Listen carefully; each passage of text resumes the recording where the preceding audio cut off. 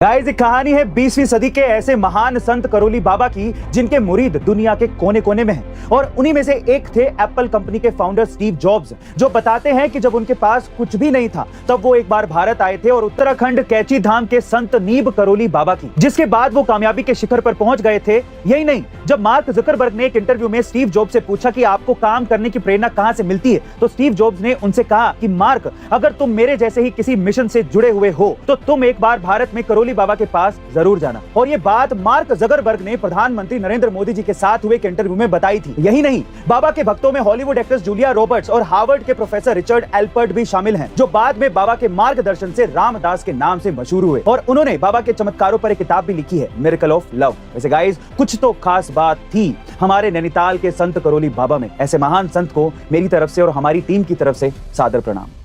Guys, क्या आपने कभी ऐसे गांव के बारे में सुना है जहां पर 60 से ज्यादा परिवार के लोग करोड़पति हैं? जी हां गाइस, लगभग 3 दशक तक सूखे और गरीबी की मार झेलने के बाद महाराष्ट्र का हिवारे बाजार गांव आज देश का सबसे अमीर गांव है। और इस गांव को अमीर बनाने का पूरा श्रेय यहां के सरपंच पवार जी को जाता है। दरअसल सालों पहले पवार जी ने सूखे ग्रस्त इलाके को खेती लायक बनाने के लिए सबसे पहले वाटर मैनेजमेंट सिस्टम को दुरुस्त किया, जिसमें बरसात के पानी को एक जगह इकट्ठा करके रखा गया, जो बाद में वहां के किसानों को सिंचाई में मददगार साबित हुआ और किसान एक से ज्यादा फसल उगाने लगे। वहीं उन्होंने गांव में शराब और तंबाकू को पूरी तरह से बंद करवा दिया और सबसे ज्यादा ध्यान एजुकेशन सिस्टम और हेल्थ केयर सिस्टम पर दिया गया। इतना ही नहीं, कोरोना काल के दौरान कोविड फ्री होने वाला ये पहला गांव भी था। गाइस, सोचिए, जब कुछ चंद बदलाव ही इस गांव को देश का सबसे अमीर गांव बना सकते हैं, तो क्या इन्हीं बदलाव से हम हमारे देश के दूसरे गांवों की तकदीर नहीं बदल सकते?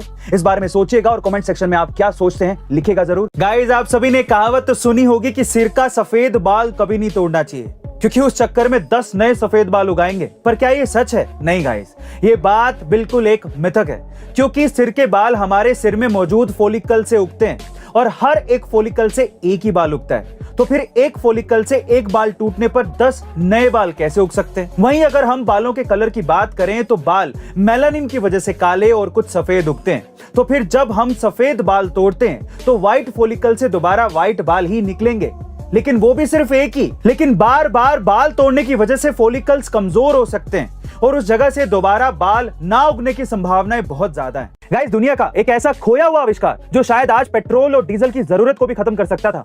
जी हां गाइस, आप ठीक सुन रहे हैं। साल 1998 में स्टेनली नाम के एक शख्स ने एक ऐसी कार का आविष्कार किया था जो पीने वाली पानी से चलती थी। और सबसे हैरानी की बात यह है कि यह कार सिर्फ 100 लीटर पानी में कश्मीर से कन्याकुमारी जितनी दूरी तय कर सकती थी। और ये कोई जुमलेबाजी नहीं है, बल्कि ये बिल्कुल सच है, क्योंकि स्टेनली ने लाइव टीवी पर आकर इस गाड़ी को चलाकर भी दिखाया था। लेकिन वो कहते हैं ना कि एक आविष्कार को अभिशाप बनते देर नहीं लगती, और स्टेनली के साथ भी कुछ ऐसा ही हुआ। दरअसल स्टेनली के इस आविष्कार की न्यूज जैसे ही वायरल हुई, स्टेनली को कई बड़ी कार कंपनियों से धमकी मिलने लगी। और एक दिन इन्हीं धमकियों का नतीजा यह हुआ कि कुछ षड्यंत्रकारियों ने उसे ड्रिंक में जहर देकर मार दिया। और इस घटना के कुछ ही घंटों बाद उसके घर पर भी चोरी हुई और उसकी कार समेत वो सारे पेपर गायब हो गए जो उस कार को फिर से बना सकते थे। वैसे गाइस, आपको क्या लगता है कि स्टेनली का यह आविष्कार आज के वक्त में कितना फायदेमंद होता? कमेंट सेक्शन में जरूर लिखेगा। और ऐसे अमेजिंग वीडियोस के लिए शेयर, सब्सक्राइब एंड लाइक। मिलते हैं अगली वीडियो में।